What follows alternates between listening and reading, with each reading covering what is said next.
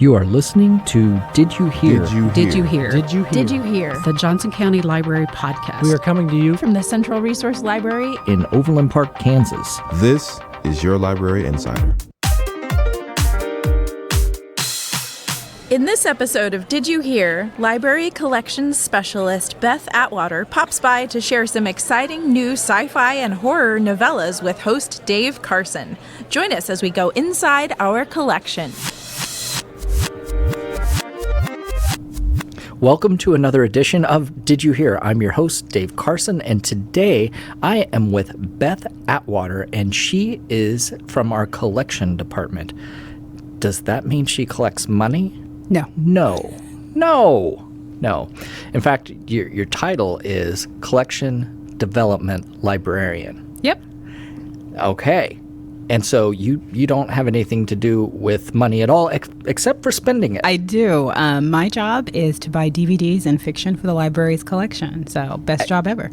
Excellent. And so you're here to tell us what's new and what you've been spending your money on. Absolutely. There are a lot of things that I'm excited about, and a lot of them are things that you probably already have on the holds list or that you see everywhere. But one thing I'm really excited about that you might not be aware of is the short stories and short novellas that Tor.com is putting out each year and each month. Tor.com, for those of you who are not aware, Tor is a publisher that produces science fiction. And Tor.com is their website. They have roughly 1 million individual visitors monthly, 3 million page visits a month. Oh my gosh. And more than 350 people are receiving their electronic newsletters. Wow. So it's a massive community of science fiction readers. And every month they're putting out short novellas, usually between 100 and 225 pages. Wow. Okay, so can I stop you right there? Sure. Okay. Do you know the difference between an operetta and an opera? I'm going to assume the operetta is smaller. I don't really know, but I think everybody probably wants to know, what's the difference between a novella and a novel? Is it just length? It's just length. Okay. Yeah, it's still a complete story with a beginning, middle, and end, a protagonist that comes to some sort of hopefully satisfying end at the end of his journey. Okay. But the novellas, science fiction and fantasy have a tendency to be big tomes, and they're big, meaty stories, which is what a lot of people love about them. Yeah. But Tor has done something that I think is really remarkable. They put all the same world building, all the same creativity into a little short kind of bite-sized nugget.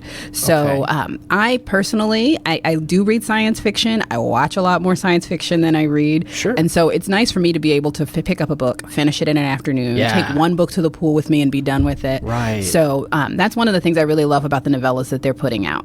So let me ask you this. So from novella to novella, do they share the same place? I mean, is it the same setting, or do they have to reestablish that with every single story? Some of them. So they've got tons of authors, both established and newbies, who are publishing for them. Okay. So to give you an example, one of my favorite books of all time is a novel by someone named Tade Thompson. It's a novella, actually, that's only about 120 pages long. It's called The Murders of Molly Southbourne.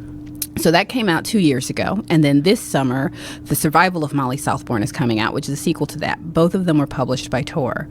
So to give you an idea of kind of what the plot is, and I'll give you the quick and dirty plot. Sure. Molly Southbourne starts out the story in the first one as a young girl who has been told by her parents that she can never bleed. And if she does, she has to be very careful and get an adult right away. Oh, my. Because anytime she cuts herself or bleeds even a little bit, the blood pools into a clone, and all the clones want to kill her. Oh. Yeah. So scary science fiction. Wow. It was a really good story, a lot of fun. I finished it in an afternoon.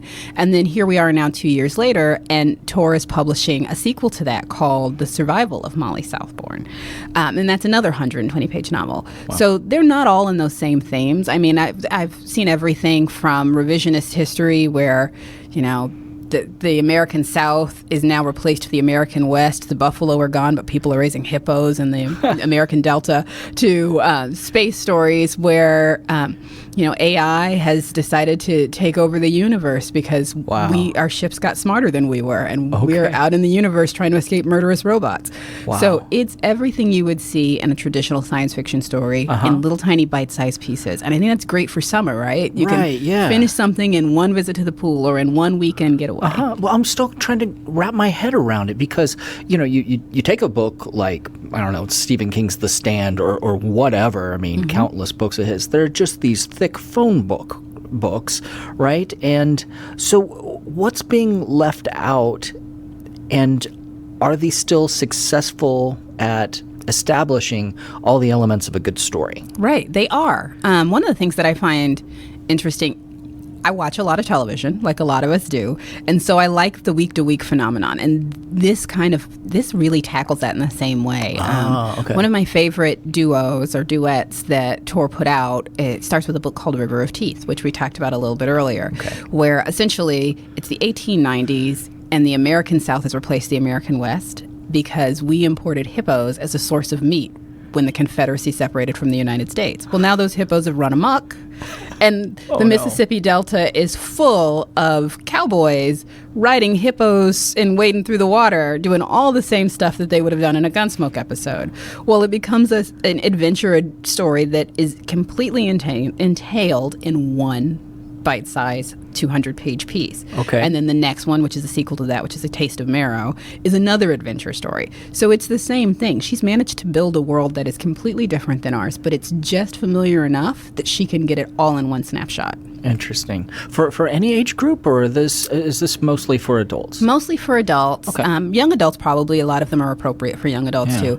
I will say, when it comes to the science fiction stories that Tor is putting out, a lot of them are darker science fiction. There are not too many utopias. A lot of dystopias and not a lot of utopias. Right. So there might be some stories that would give kids nightmares. I wouldn't give them to small kids, or even kids that maybe are a little frightened of horror movies. But if you are ready for an adventure and you don't have a lot of time, these are great. Well, from what I've heard of hippos and how violent they are, I mean, they look so peaceful. If you've ever seen the movie Fantasia, they're supposed to be dancing in tutus. Instead, I think they're super territorial, right? Yeah, they attack people and are responsible for a number of human deaths. Yeah. Well, so you mentioned some space and sci-fi, and so this summer's reading theme is a universe of stories. And so what that you've purchased for the library really fits into that theme. Well, I will tell goes you into this. space? There's a series that starts with a book called Murderbot. Murderbot. Yeah. That sounds and cool. it is definitely futuristic. There's a lot of AI in it. I would say at this point, Tor has it has several hundred stories that are out, that are novellas that we've collected and are scattered throughout the system. In fact, I just put together a Bibliocommons, so our webpage in our catalog, a list that's entitled Quick, Quirky, and Sometimes Dark Reads. And so you'll be able to see them all gathered in one place. The space stories, the westerns, the science fiction, anything you can possibly think of. Neat. Yeah.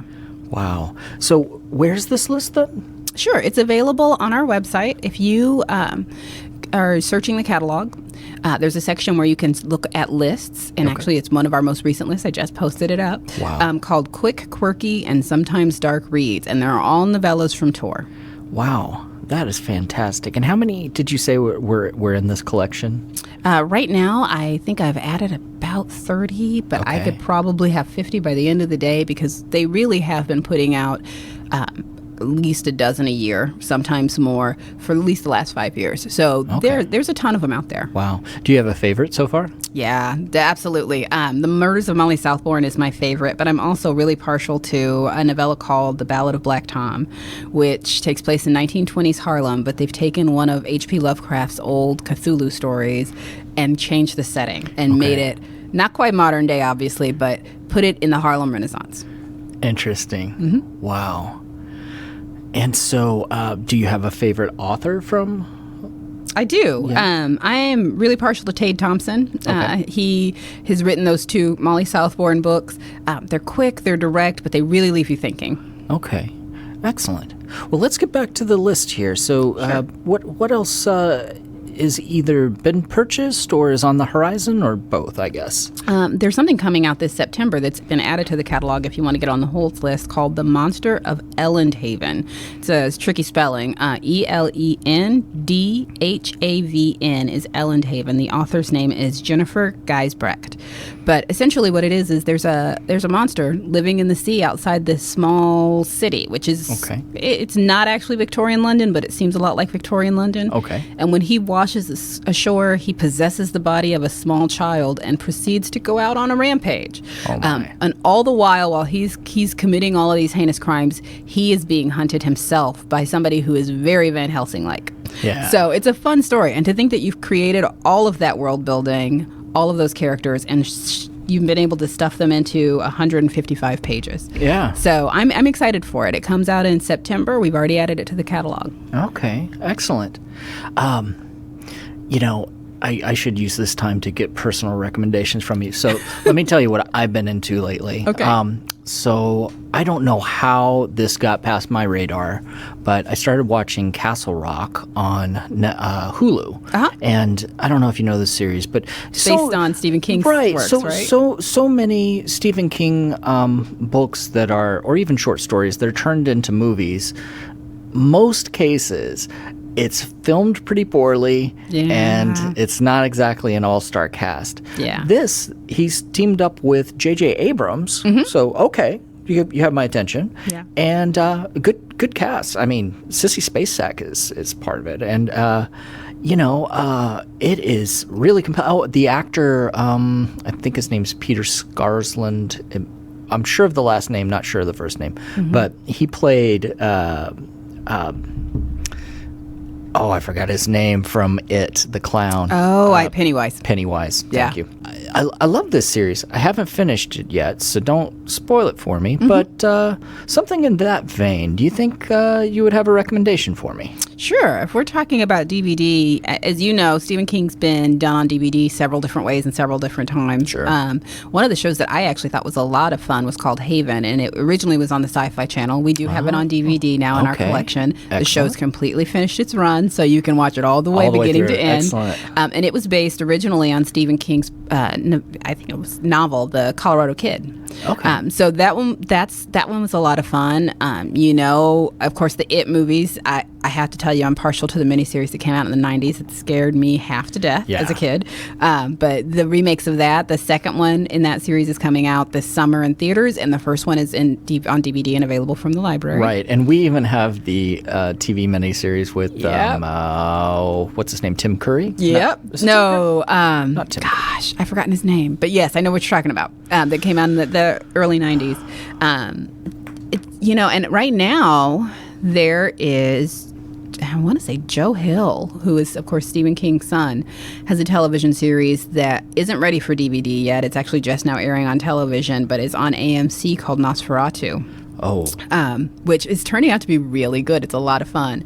So, I think we know we're living in a golden age of television, but we tend to forget we're also living in an era where we've got access to more horror and spooky things than we've ever had before. So it's been a lot of fun seeing all these television adaptations of books that maybe were on your radar earlier, or that you've previously read and really started to kind of forget about. Yeah. So what are you watching? That's a loaded question. I watch too much television. What am I not watching? Well, and how does that work where you're watching a lot of stuff to review for the library, but you also have your personal life, and so do you watch the same types of things, or is there a division? I try to be a little more well-rounded when I'm thinking about things I want to recommend. In my personal life, I'm a romance reader, and so I try to make sure that I usually finish 50 books a year, which for some people sounds like a lot. Depending on what librarian you ask, there are other people who go, that's all. So what I try to do is make sure that half of what I read is something that is not immediately in my comfort zone. I do the same thing with television. So I try to go to the True False Film Festival every year if I can. That is in Columbia, Missouri, and that's a documentary film festival. It's an opportunity for me to see a lot of documentary films. I do love horror movies, and so I try to go to the Panic Fest Film Festival every year. That's here in Kansas City, and that is in January, and that's all horror all the time. And I watch a lot of trailers as opposed to necessarily watching a lot of television shows, because there's never enough time to watch all the things you want to watch. Sure. So I do spend a lot of time looking at trailers and reviews, and I'm checking websites like Birth, Movies, Death, that sort of thing, just checking things out to see what all the fanboys and fangirls are excited about, so I can make sure that I'm using my time wisely. But your favorites are sci-fi. My favorite television series, for the most part, are sci-fi. Okay. I'm definitely a Trekkie. Okay. You don't even want me to start talking about how excited I am that CBS All Access is making a Picard television miniseries this fall. Yeah. I'm excited. I'm worried, but I'm excited. I heard such not great things about Discovery, and I like it. I liked Discovery, but I have to be honest, having grown up on Star Trek The Next Generation, I expect my science fiction to be utopian and sweet and fun, and Discovery was not that. But Discovery felt very Star Wars. Watched all okay. See, I've heard that comment too, and I see in the end, without giving away the series, it does have those elements of finishing up a season, kind of Star Wars styles. But I gotta say, if they're guilty of anything, it's trying to take too many plots and put them into one season. Overall story arcs. I think that's fair. And but I had fun with it because it was very unexpected. And I enjoyed it. I mean, we have the DVDs. If somebody at home is listening and wants to check out the new Star Trek, we definitely it's worth watching. I really enjoyed it. I'm not going to lie, as much as I love Star Trek, I actually liked Orville better than Star Trek Discovery. Oh, interesting. I've gotten some way through Orville, but it's funny. I told a friend not too long ago that I just need I don't have to have all spaceships, but I need one spaceship in my life. I need, one starcraft that's in some sort of mission, and one show that I really enjoyed that got canceled. It's called Dark Matter. That was a really fun show. That was a fun show. Yeah. And what I read lately about that is that somebody was trying to buy it because they want to reboot the series Stargate. Oh. And they want to bring that into the Stargate world. Huh. Yeah. That seems hard. That was my reaction. I have to admit, in addition to space operas, and I do love a good space opera, I really also like space westerns. So there used to be a show called Defiance that was on the Sci-Fi Channel, and basically all of the Earth had been terraformed, and St. Louis was now this wayward western town, and all these people are living under the St. Louis Arch. Yeah. All these aliens from various species just trying to make their way in the world, and it was a lot of fun. And of course, who doesn't love Firefly? Sure. So Firefly and Serenity are among my favorites too. So for me, I like fiction. It doesn't really matter what vein it falls in. Sure. I will admit that I would rather watch my horror than read it most of the time. When I live in a book, it lives with me for a lot longer than something that I see on the screen. So unless I want nightmares, I try to watch my fiction or watch my horror and that's interesting read my romance. I have a friend who's just the opposite, and he was really disappointed in the movie It. Because he felt like they just got it wrong. Like, if you read the book, it's not about one person or one thing, one it. It is the entire town. There's this entire town just has this evil undercore that is changing innocent, good clowns into... I will tell you this, and I might get hate mail for it. I adore Stephen King's stories, and I have a hard time reading Stephen King. I think the attention he pays to detail is admirable and remarkable, but the kind of world building he does is reminiscent of a fantasy novel. And as much as I like watching fantasy, I can't do 60 pages of scenery before Stephen we get to King the action. Fans, you can send your hate mail to Beth I will always Atwater. buy it. I promise. I will always buy all the Stephen King you want. I can't. I internalize horror films or horror books too much to keep up with. Well, we all have our preferences, Yeah. and I definitely, I've worked in movie theaters for so many years in my life, and I had to watch so many Stephen King movies because I would build the print up and have to screen it and make sure it was assembled correctly, because you can't have reels out of order. This is back in the day. Anyways, I just gotta say that I liked the books better. Oh, I don't. You know what? I Because, suspect I probably would too if I really invested the time. Gosh, there's never going to be enough time for me to read everything I want to read. Yeah. And when it comes down to whose world I want to live in, I'll spend 200 pages in a dark, dreary world, but I need to spend the bulk of my time in happy books. Yeah. Well, there's this too. We have just really made strides in movie making, and so CGI has really changed.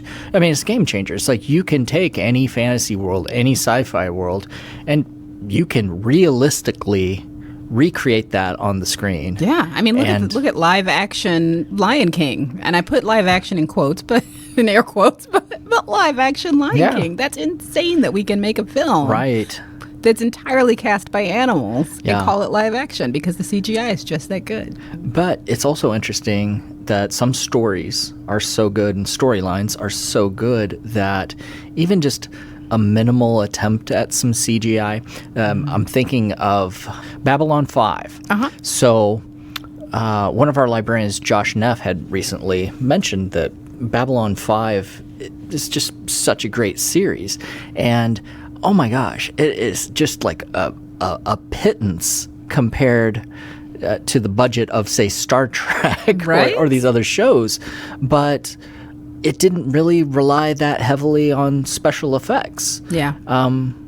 They put their money into some, space shots of the ships out in space, and that looked good. But for the most part, they didn't rely heavily on that, and it turned out really well because of the storytelling. Compelling characters and good storytelling. Doctor Who is in the same vein. I have to admit I didn't get into Doctor Who until not just this incarnation, but the immediate incarnation before the current one. Yeah. And so I was very, very late to the game. But as a lifelong Star Trek watcher watching Doctor Who, I'm like, why am I enjoying this sci-fi so much? These special effects are interesting. But it really is. It's the story. It's the character. It's character-driven in a way that moves you. Well, this might be the time for people to send me the hate mail because I've just never gotten into the Doctor. Oh, I understand. Yeah. But I support anyone that that's their passion, and I have a niece that's a big Doctor Who fan, and but yeah, I mean, and who knows, maybe someday I'll give it all another chance, and it'll all work out. Yeah. Well, do you have more titles that you want to share with our audience? I don't have a list of titles directly in front of me. Okay.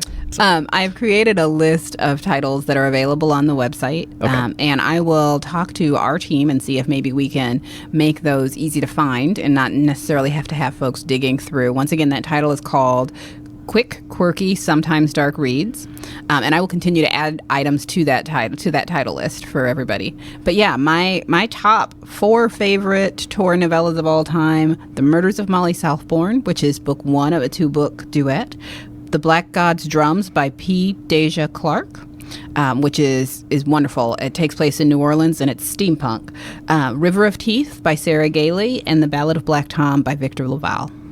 Wow. That is some really exciting stuff, and it's always the right time of year for sci-fi, and just really appreciate you coming by. Thanks. And giving us a sneak preview of some of the goodness. And of course, our collection is not limited to these titles, and that is not all that you have been purchasing for the library. There's tons and tons of good stuff that's coming. What's the best way for people to know what exactly is the newest stuff in our catalog? Sure. When you go to the catalog and you do there's a drop-down box of Sure. items when you're searching for through the catalog. You can look at new titles, and when you look at new titles, it's going to give you two options. You can look at new titles that have just arrived or new titles that are on order. You can check that on order tab and see everything that has been ordered for the collection that hasn't arrived yet. And then once you do that, you can whittle it down to fiction if you're just into fiction, or science fiction if you're just into science fiction, DVD. You can whittle it down from there as narrow as you need to. That is some good advice. And so if you're a listener to the podcast, that's why you listen. You get the inside story and you get some insider tips and tricks. And that way you don't have to wait so long for the good stuff.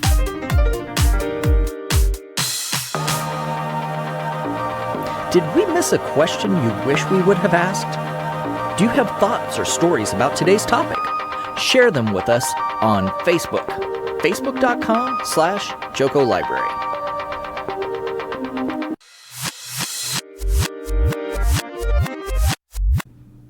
And now, our writer's quote of the day.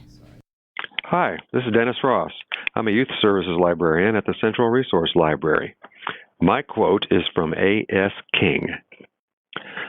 Look, life is dirty. If we don't start looking at the dirt, we're probably already there. We leave you with sounds from one of our locations. It's your audio minute we call Library Zen. All right. Congratulations again. I think I'll try this one. Thank you very much for coming. It's really a pleasure to be here. Congratulations to the winners of the contest. Well done. And it's nice you got to bring your friends and family and siblings and parents, so it's really nice to see everybody here.